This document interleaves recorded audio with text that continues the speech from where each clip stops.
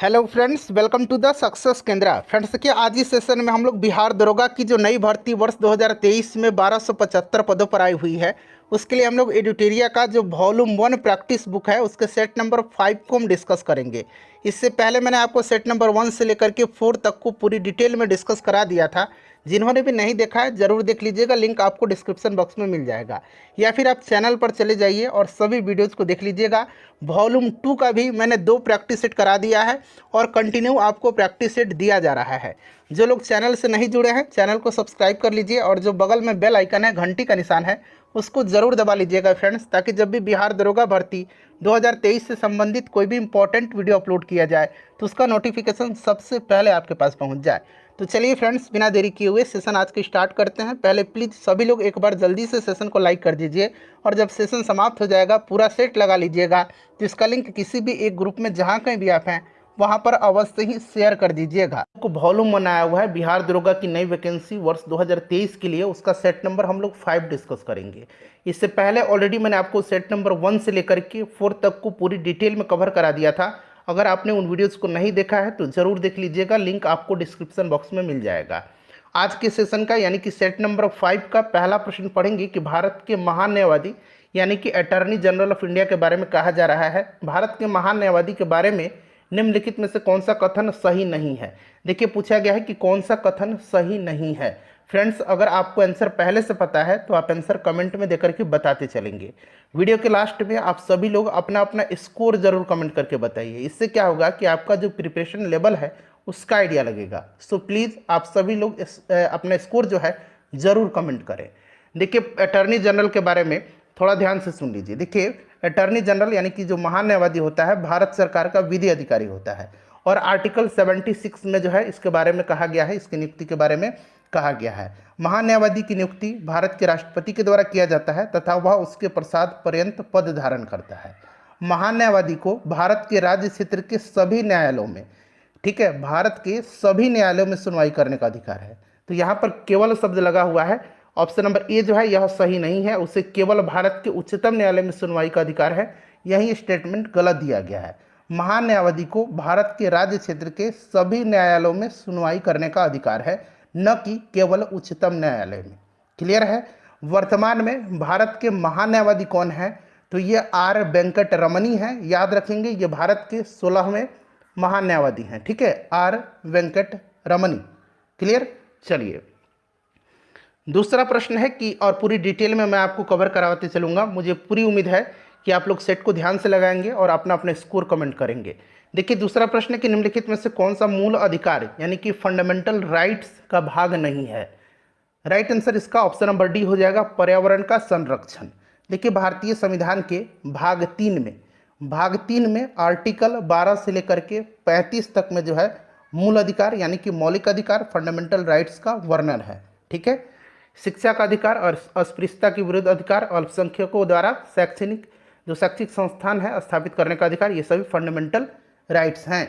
और पूछा गया कि नहीं है तो ऑप्शन नंबर डी हो जाएगा, पर्यावरण का संरक्षण। ठीक है, पर्यावरण का संरक्षण, संवर्धन और वन एवं वन्य जीवों की रक्षा संबंधित जो है ये सभी नीति निर्देशक तत्वों में शामिल हैं।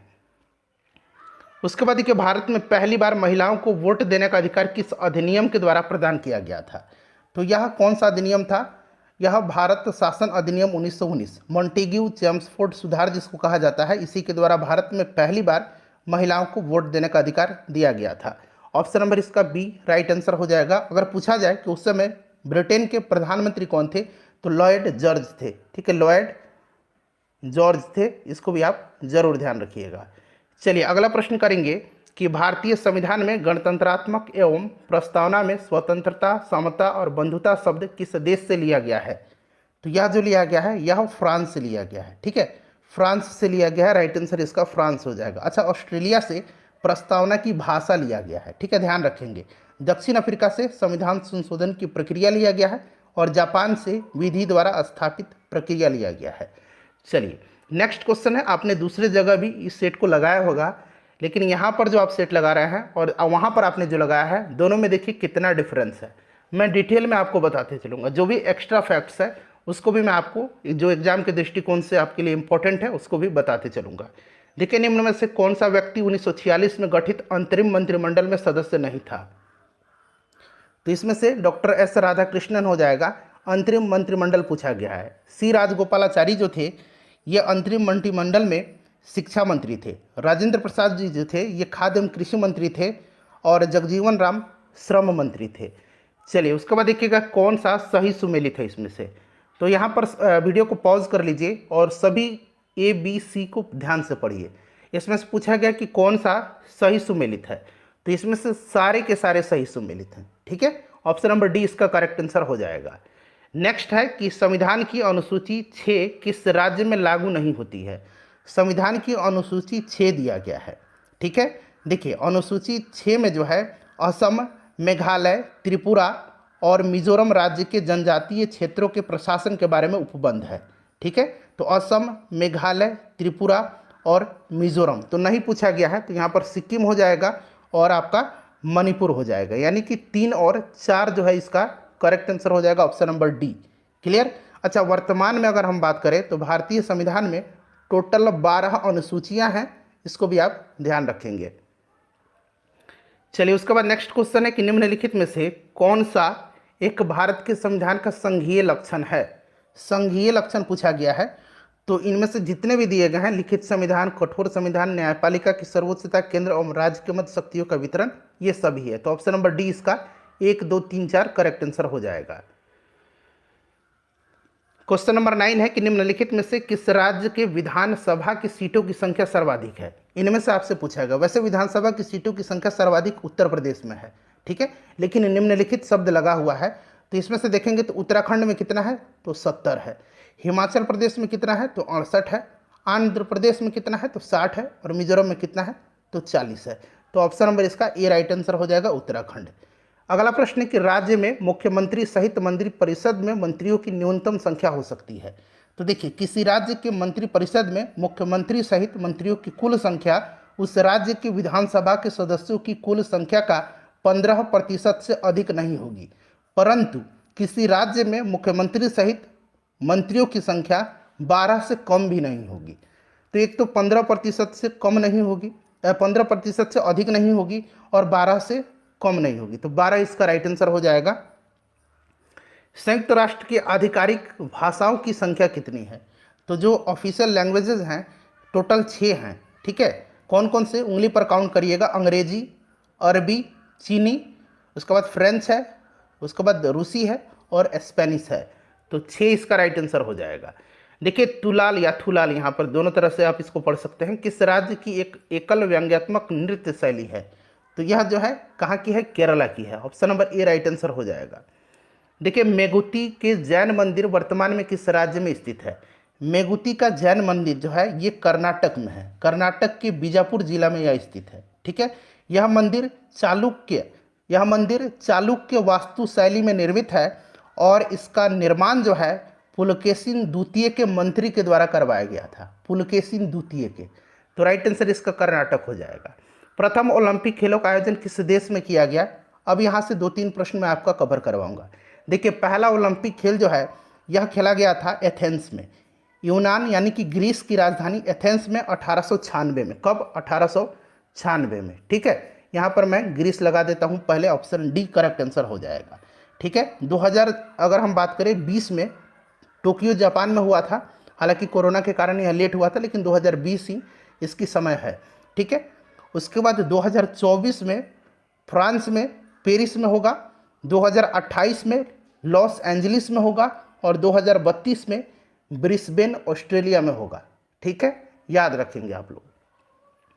The struggle for India's soul, यहाँ पर देखिए अंग्रेजी में भी लिखा गया है, इसके लेखक कौन है? तो फ्रेंड्स इसको लिखा है शशि थरूर ने। कौन? शशि थरूर राइट आंसर हो जाएगा। लेट मी से इट नाउ पुस्तक के लेखक कौन है? तो इसको लिखा है राकेश मारिया ने।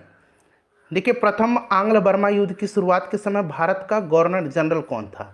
शुरुआत के समय गवर्नर जनरल जो था यह लॉर्ड एमहर्स्ट था। कौन था? लॉर्ड एमहर्स्ट था। ऑप्शन नंबर 20 का राइट आंसर हो जाएगा। ठीक है, उसके बाद 18 नंबर प्रश्न है कि भारतीय ट्रेड यूनियन कांग्रेस के पहले अध्यक्ष कौन थे? अच्छा, भारतीय ट्रेड यूनियन कांग्रेस की स्थापना NM जोशी के द्वारा जो है किया गया था और इसके प्रथम अध्यक्ष लाला लाजपत राय थे, उपाध्यक्ष जोसेफ बैप्टिस्टा थे और महामंत्री दीवान चमनलाल बजाज थे। ठीक है। 1938 में भारतीय राष्ट्रीय कांग्रेस के अध्यक्ष निर्वाचित हुए थे। देखिए 1938 में भारतीय राष्ट्रीय कांग्रेस का जो अधिवेशन हुआ था ये हरिपुरा गुजरात में हुआ था और सुभाष चंद्र बोस इसके अध्यक्ष थे। फिर 1939 में एक साल बाद त्रिपुरी अधिवेशन में सुभाष चंद्र बोस ही अध्यक्ष निर्वाचित हुए थे, पट्टाभी सीतारामैया को हरा करके। सुभाष चंद्र बोस करेक्ट आंसर हो जाएगा। पाकिस्तान के लिए अलग राज्य आंदोलन का नेतृत्व किसने किया था? तो ये किसने किया था? देखिए 1940 में जो मुस्लिम लीग का अधिवेशन लाहौर में हुआ था जिसकी अध्यक्षता मोहम्मद अली जिन्ना ने किया था, इसी अधिवेशन में भारत से एक अलग राष्ट्र पाकिस्तान की मांग की गई थी। ठीक है, मोहम्मद अली जिन्ना ने किया था, तो राइट आंसर इसका मोहम्मद अली जिन्ना हो जाएगा। उसके बाद नेक्स्ट क्वेश्चन है कि सर्वोदय शब्द का प्रयोग जो है सर्वप्रथम किसने किया था? तो ये महात्मा गांधी जी ने किया था। किसने किया था? महात्मा गांधी जी ने किया था। और गांधी जी के जो आदर्श थे उन्हीं के प्रचार प्रसार के लिए विनोबा भावे ने सर्वोदय समाज की स्थापना किया था। 22 नंबर है कि भारत में ब्रिटेन के सभी संवैधानिक प्रयोगों में से सबसे कम समय तक चला था। तो सबसे कम समय तक चला था भारतीय परिषद अधिनियम 1909। ठीक है, मार्ले मिंटो सुधार अधिनियम जिसको कहा जाता है 1909 के द्वारा ब्रिटिश भारत में सांप्रदायिक प्रतिनिधित्व की व्यवस्था की गई थी, आपको याद है, जिसके अंतर्गत मुसलमानों के लिए पृथक निर्वाचन मंडल की व्यवस्था की गई थी। 1909 इसका राइट आंसर हो जाएगा। ठीक है, चलिए उसके बाद नेक्स्ट क्वेश्चन है कि निम्नलिखित में से कौन सा युग सही सुमेलित नहीं है? देखिए इसमें से सही सुमेलित नहीं जो है वो आपका 2 हो जाएगा, सॉरी सही सुमेलित है 2 हो जाएगा और 3 हो जाएगा। देखिए प्रथम आंग्ल मराठा युद्ध जो हुआ था ये 1775 से 1782 के दरमियान हुआ था। ठीक है, उसके बाद दूसरा आंग्ल सिख युद्ध जो हुआ था ये आपका 1848 से लेकर के 1849 तक हुआ था। ठीक है, सही सुमेलित है 2 और 3। खेड़ा का युद्ध कब हुआ था? देखिए खेड़ा का युद्ध जो है यह 1707 में हुआ था। किसके बीच हुआ था? तो शिवाजी के पौत्र साहू और ताराबाई के बीच हुआ था। इसमें साहू की जीत हुई थी। एक है शक्कर खेड़ा का युद्ध। शक्कर खेड़ा का युद्ध जो है ये 1724 में हुआ था। यह युद्ध जो है निजाम उल मुल्क और मुबारिज खां के बीच हुआ था। एक है पाल खेड़ा का युद्ध। पाल खेड़ा का युद्ध जो है यह 1728 में हुआ था। किसके बीच? तो बाजीराव प्रथम और आसफ जहां प्रथम के मध्य हुआ था। तो ये सभी बात आप ध्यान रखेंगे। पुस्तक शाहजहां नामा के लेखक कौन है? तो इसको लिखा है इनायत खां। इनायत खां इसके लेखक हैं। अच्छा, हुमायूं नामा के लेखक कौन है? तो गुलबदन बेगम है। और बाबर नामा, बाबर की आत्मकथा बाबर ने लिखा है। ठीक है, चलिए उसके बाद देखिए किस मुगल शासक के दरबार में 2 प्रसिद्ध संस्कृत कवि वंशीधर मिश्र और हरिनारायण मिश्र रहते थे? तो ये रहते थे किसके समय में? तो शाहजहां के शासनकाल में, शाहजहां के ये दरबार में रहते थे। तो शाहजहां राइट आंसर हो जाएगा। निम्न में से कौन सा कवि सगुन संप्रदाय से संबंधित नहीं है? सगुन संप्रदाय से संबंधित जो है नहीं है, तो यहाँ पर कबीर हो जाएगा। कबीर निर्गुण संप्रदाय से संबंधित है। ठीक है, निर्गुण, कबीर निर्गुण संप्रदाय से संबंधित है, न कि सगुन। तो option number A right answer हो जाएगा। ठीक है, बाकी जो देख रहे हैं तुलसीदास, सूरदास, चैतन्य, ये सभी सगुन संप्रदाय से संबंधित है।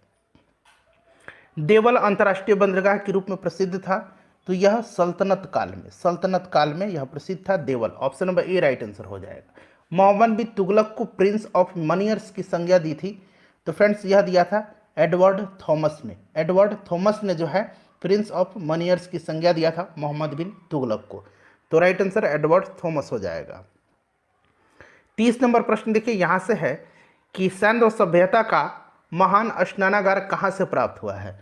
तो ये मोहनजोदाड़ो से प्राप्त हुआ है, आपको भी पता है। किस वेद में सभा और समिति को प्रजापति की 2 पुत्रियां कहा गया है? सिंपल सा क्वेश्चन है, यह अथर्ववेद है। ठीक है, अथर्ववेद है। ऑप्शन नंबर इसका डी राइट आंसर हो जाएगा। नेक्स्ट क्वेश्चन है कि निम्न में से कौन सा क्षेत्र अशोक के साम्राज्य में सम्मिलित नहीं था? सम्मिलित नहीं था इसमें से श्रीलंका। ठीक है, श्रीलंका इसका राइट आंसर हो जाएगा। श्रीलंका सम्मिलित नहीं था। ठीक है, श्रीलंका इसका करेक्ट आंसर हो जाएगा। 95वां ऑस्कर अवार्ड के तहत नाटू नाटू के गाने को सर्वश्रेष्ठ गाने का अवार्ड दिया गया है। कल वाली सेट में मैंने आपको बताया भी था। इस गाने के संगीतकार कौन है? तो इसके संगीतकार जो हैं ये एम कीरवानी हैं। Option number A right answer हो जाएगा। Gas authority of India limited GAIL के नए निदेशक कौन बने हैं? तो ये कौन बने हैं? संदीप कुमार गुप्ता बने हैं। ठीक है, याद रखेंगे संदीप कुमार गुप्ता करेक्ट आंसर हो जाएगा। आईएनएस वेला स्कॉर्पियन श्रेणी की पनडुब्बी को किस देश ने विकसित किया है? तो इसको विकसित किया है फ्रांस ने। किसने? फ्रांस ने विकसित किया है। ठीक है, अच्छा राफेल जो फाइटर जेट है, राफेल लड़ाकू विमान, इसको भी फ्रांस ने ही विकसित किया है। डिसॉल्ट एविएशन जो है कंपनी का नाम है, जो राफेल डेवलप किया है, डिसॉल्ट एविएशन। हाल ही में आए मेंडस तूफान का नामकरण किस देश के द्वारा किया गया है? देखिए यह तूफान जो है यह बंगाल की खाड़ी में उत्पन्न हुआ था और यह हाल ही में तमिलनाडु और आंध्र प्रदेश में आया हुआ था। इस तूफान का नामकरण यूएई के द्वारा किया गया था। यूएई करेक्ट आंसर हो जाएगा।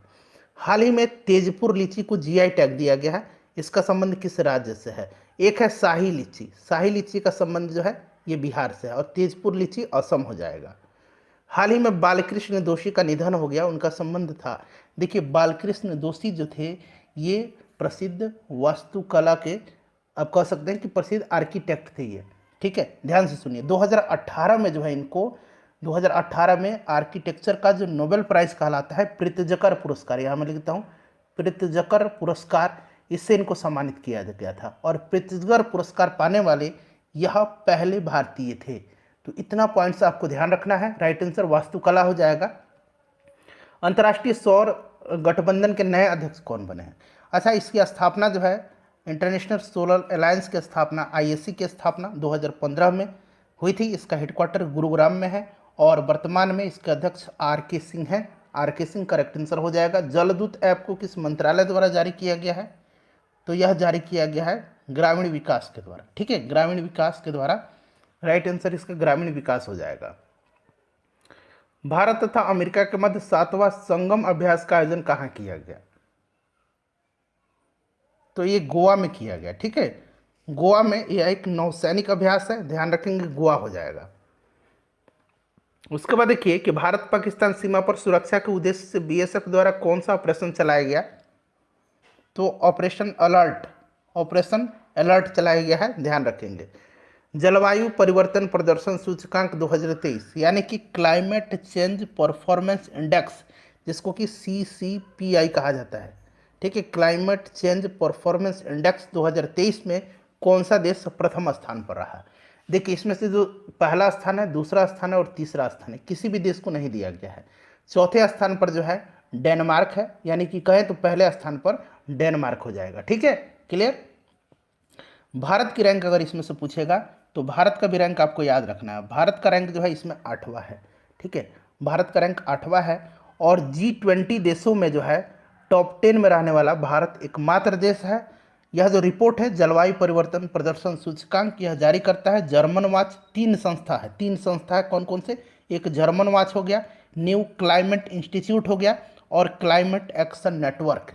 इन तीनों के द्वारा जारी किया जाता है। German watch, new climate institute और क्लाइमेट एक्शन नेटवर्क के द्वारा जारी किया जाता है। चलिए उसके बाद देखिए आम बजट 2023-24 के तहत मनरेगा के लिए कितनी राशि आवंटित हुई? तो ये आपका 60,000 करोड़ हो जाएगा। डिजिटल शक्ति 4.0 कार्यक्रम की शुरुआत की गई, तो यह महिला आयोग के द्वारा, option number B right answer हो जाएगा। ठीक है, महिला आयोग के द्वारा की गई। उसके बाद देखिए अर्जुन पुरस्कार 2022 से सम्मानित सुश्री सरिता का संबंध है। देखिए अर्जुन पुरस्कार के बारे में मैंने आपको बताया है कि टोटल 25 खिलाड़ियों को दिया गया और यह जो सुश्री सरिता हैं इनका संबंध जो है कुश्ती से है, कुश्ती रेसलिंग से है। फीफा अंडर-20 महिला विश्व कप, देखिए महिला विश्व कप 2023 का आयोजन कहाँ किया जाएगा? तो ये कोस्टा रिका में किया जाएगा। ठीक है, और पुरुष अगर पूछेगा फीफा अंडर-20 पुरुष विश्व कप का आयोजन कहाँ किया जाएगा? तो इंडोनेशिया में किया जाएगा। ठीक है, महिला सशक्तिकरण पर G20 का सम्मेलन कहाँ आयोजित किया गया? तो ये आगरा में किया गया। कहाँ पर? आगरा में किया गया। इस सम्मेलन की अध्यक्षता जो है किसने किया? तो डॉक्टर रेड्डी के द्वारा किया गया, याद रखेंगे। तो ये आपका आगरा हो जाएगा। विश्व दाल दिवस यानी कि वर्ल्ड पल्स डे, यह कब मनाया जाता है? तो यह 10 फरवरी के दिन मनाया जाता है। ठीक है, 10 फरवरी इसका राइट आंसर हो जाएगा। थीम क्या था इसका 2023 में? तो थीम इसका याद रखेंगे pulse to empower youth in achieving sustainable agri food systems. एक बार मैं और रिपीट कर देता हूँ, pulse to empower youth in achieving sustainable agri food systems. Clear.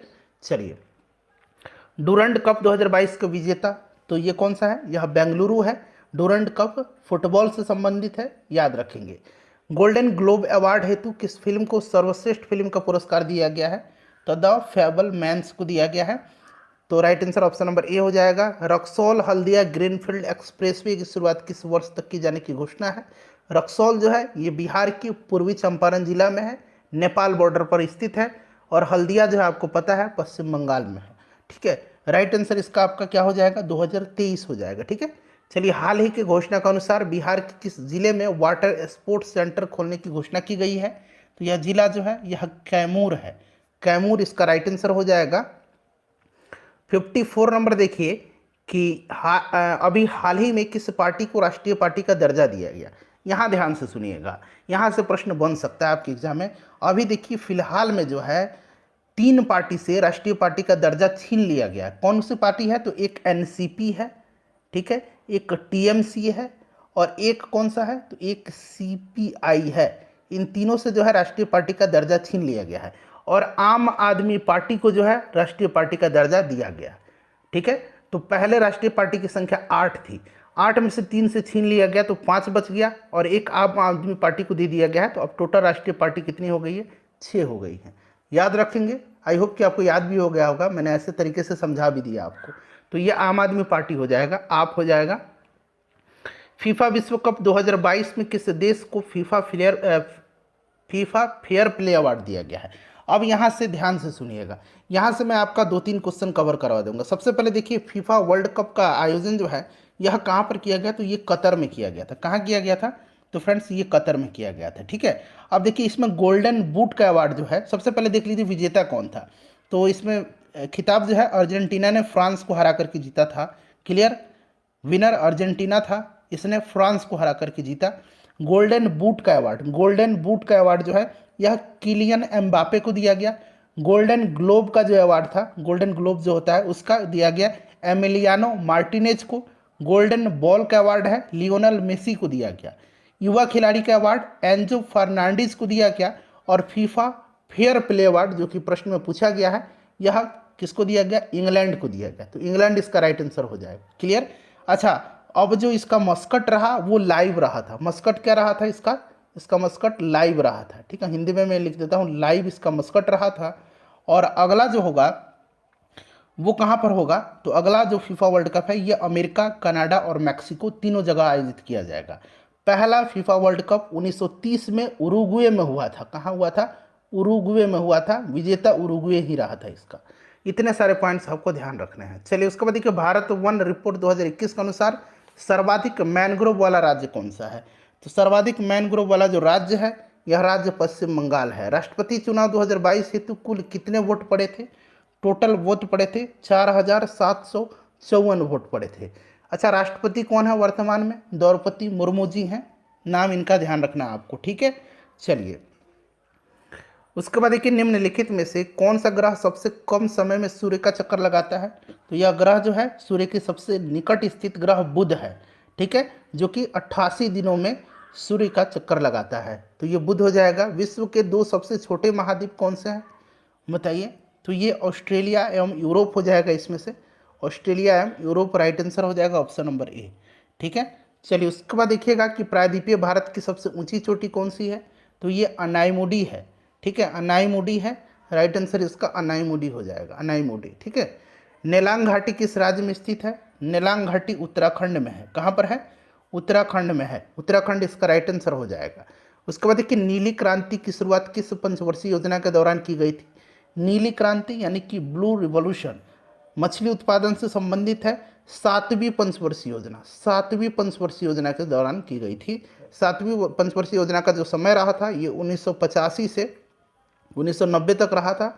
7वीं में हुआ था, ऑप्शन में 7वीं नहीं दिया गया है, 7वीं में हुआ था, ध्यान रखना आपको। देखिए नेक्स्ट क्वेश्चन है हमारा कि पौधों को सबसे अधिक पानी किस मिट्टी से प्राप्त होता है।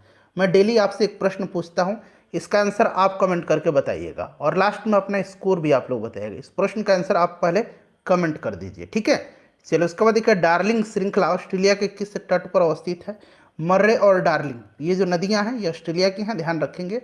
यह जो है ऑस्ट्रेलिया के किस तट पर अवस्थित है? डार्लिंग श्रृंखला। बताइए करेक्ट आंसर इसका क्या होगा? तो देखिए यह जो अवस्थित है यह ऑस्ट्रेलिया के दक्षिण पश्चिम तट पर अवस्थित है, तो option number A right answer हो जाएगा। उसके बाद देखिएगा कि हॉर्न ऑफ अफ्रीका के भाग है, तो हॉर्न ऑफ अफ्रीका में सोमालिया, इथोपिया, जिबूती और इरिट्रिया है। तो यहाँ पर देखिए सोमालिया, इथोपिया, जिबूती दिया गया है, इरिट्रिया भी ध्यान रखेंगे। चलिए उसके बाद देखिए वह कौन सा उपकरण है जो ऊर्जा के एक रूप को दूसरे रूप में परिवर्तित कर देता है, आमतौर पर एक सिग्नल को दूसरे सिग्नल में बदल देता है? तो यह जो है ट्रांसड्यूसर है। क्या है? ट्रांसड्यूसर है, ध्यान रखेंगे। ट्रांसड्यूसर करेक्ट आंसर हो जाएगा। निम्नलिखित में से कौन जो है थर्मोन्यूक्लियर फ्यूजन प्रतिक्रिया का एक उदाहरण है? थर्मोन्यूक्लियर फ्यूजन प्रतिक्रिया का उदाहरण जो है ये हाइड्रोजन बम है। ठीक है, हाइड्रोजन बम, ध्यान रखेंगे। अगला प्रश्न है कि विद्युत मोटर के संबंध में निम्नलिखित में से कौन सा कथन गलत है? गलत पूछा गया है। तो विद्युत मोटर केवल निर्दिष्ट धारा संचालित होता है विद्युत मोटर में। ठीक है, यह गलत। विद्युत मोटर एक क्या है? यांत्रिक मशीन है, विद्युत यांत्रिक मशीन जो विद्युत ऊर्जा का यांत्रिक ऊर्जा में बदलता है। ठीक है, विद्युत मोटर दिष्ट धारा और प्रत्यावर्ती धारा दोनों द्वारा संचालित किया जाता है। तो ऑप्शन नंबर इसका सी राइट आंसर हो जाएगा। उसके बाद देखिए ओम का नियम खाली स्थान दिया गया है, किसके और किसके बीच संबंध का वर्णन करता है? तो ओम का नियम विद्युत धारा और विभवांतर के बीच का संबंध का वर्णन करता है। विद्युत धारा और विभवांतर, इसका अनुसार अगर हम बात करें ओम के नियम के अनुसार, तो नियत ताप पर एक चालक से गुजरने वाली धारा चालक के विभवांतर के सीधे जो है समानुपाती होगी, याद रखेंगे। ठीक है, V = IR होता है, आपको पता भी है। निम्नलिखित में से कौन सा कथन जो है यहाँ पर देखिए कि न्यूटन के गति के तीसरे नियम के लिए सही है? तो यह जो है बल अलग अलग निकाय पर विपरीत दिशा में लागू होता है। ऑप्शन नंबर सी इसका राइट आंसर हो जाएगा। ठीक है, चलिए यह गति के पूछा गया है कि तीसरे नियम का। क्लियर? चलिए उसके बाद देखिए निम्नलिखित में से किस प्रकार की किरणें पृथ्वी के वायुमंडल में प्रवेश नहीं कर पाती हैं? तो यह कौन सा है? एक्स किरण है। बाकी ये सभी जो है प्रवेश करती हैं, याद रखेंगे। एक्स किरण की खोज रोंगजन ने किया था और इसका जो है उपयोग सर्वाधिक जो है चिकित्सा के क्षेत्र में किया जाता है। निम्न में से क्या तरंग की विशेषता नहीं है? आवृत्ति आयाम तरंग दर है, माध्यम नहीं है। माध्यम option number A right answer हो जाएगा। इनमें से कौन सा रासायनिक परिवर्तन का एक उदाहरण है? तो यह आपका निष्क्रियकरण हो जाएगा। यह रासायनिक परिवर्तन का उदाहरण है। निम्नलिखित में से किसने यह प्रस्तावित किया था कि प्रत्येक तत्व में एक विशेष परमाणु द्रव्यमान होता है? तो यह जॉन डाल्टन ने किया था। किसने किया था? जॉन डाल्टन ने किया था। उसके बाद चलिए 75 नंबर देखिए कि लोहे को कठोर और मजबूत बनाने के लिए निम्न में क्या मिलाया जाता है? तो कार्बन मिलाया जाता है। ठीक है, कार्बन इसका राइट आंसर हो जाएगा। इलेक्ट्रॉनों की वह अधिकतम संख्या जो बाह्यतम कक्षा में रह सकता है, किसी तत्व के बाह्यतम कक्षा में अधिकतम 8 इलेक्ट्रॉन रह सकते हैं। ठीक है, 8 इसका राइट आंसर हो जाएगा, ऑप्शन नंबर डी। उसके बाद एक अगला प्रश्न कि निम्नलिखित में से किस नियम के अनुसार गैस का आयतन गैस के दाब के व्युत्क्रमानुपाती कर्मानुपाती होता है?